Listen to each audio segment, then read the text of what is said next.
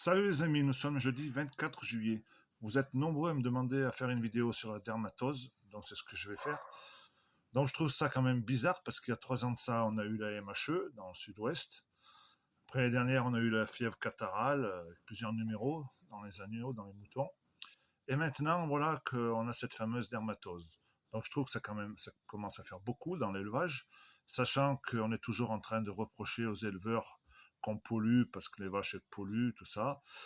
Donc on sait très bien que là derrière, il y a l'Europe, il y a Van der Leyen qui veut mettre en place l'alimentation à intelligence artificielle en multipliant des cellules souches.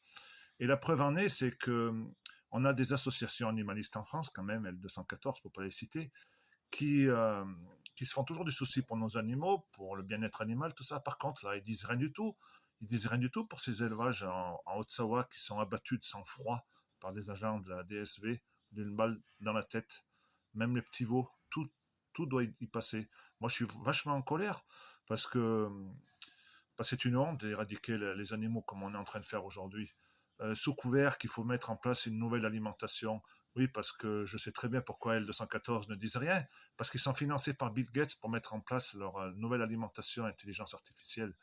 Et puis, bien entendu, aussi, Van der Leyen, le gouvernement français, qui gouverne par la peur, en osant accepter les accords du Mercosur, parce que bien entendu qu'il va manquer de la viande.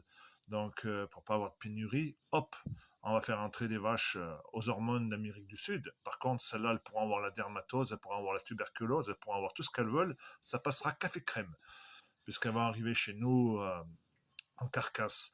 Donc, il y a un mois de ça, eh bien, ils ont abattu des troupeaux en Dordogne pour la tuberculose. Aujourd'hui, c'est en Haute-Savoie pour la dermatose, mais je me dis, ça va s'arrêter à quand ce cinéma?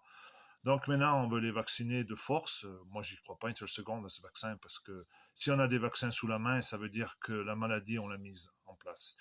Donc moi, je me pose la question. En Inde, vous savez, en Inde, la vache, elle est sacrée là-bas. Il y a 200 millions de vaches qui se promènent nuit et jour, qui vagabondent sur les routes et de partout. Euh, et je pense qu'il y a des maladies là-bas aussi. Il doit y avoir la dermatose, la tuberculose et compagnie, puisque c'est un pays dit 20 fois plus grand que la France, avec plusieurs climats, des climats humides où il y a des moustiques, où il y a des thons, où il y a tout ce que vous voulez. Donc, et les vaches, pourtant, il ne faut pas les toucher là-bas. Je vous garantis que celui qui met une balle dans la tête d'une vache, il prend une balle dans la tête. Ça, c'est sûr et certain. Je ne sais pas s'il y a une DSV là-bas ou s'il y a des GDS, mais à mon avis, ils n'ont pas intérêt à toucher une vache. D'ailleurs, il y a des hôpitaux à vaches qui s'appellent les dispensaires. Oui, je connais très très bien l'Inde puisque j'y suis allé pour comprendre l'agriculture indienne, juste avant le Covid. Donc, pourquoi il y aurait des continents où la vache elle serait sacrée comme un dieu, on n'a pas le droit de la toucher, et nous en Europe, on les élimine